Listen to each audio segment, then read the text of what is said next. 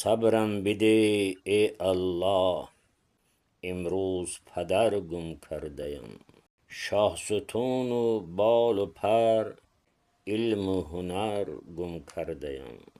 دوستانم جمع شوند پرسن کجا کردی پدر، گویم من معرفت جان و جگر گم کردیم. او پدر در زندگی یک مکتبی تعلیم بودن، پند حکمت و نصیحت کان زر گم کردیم. قامتی راستی مرا بشکست چون دالم نمود، خامه و دفتر شعر هم ثمر گم کردیم.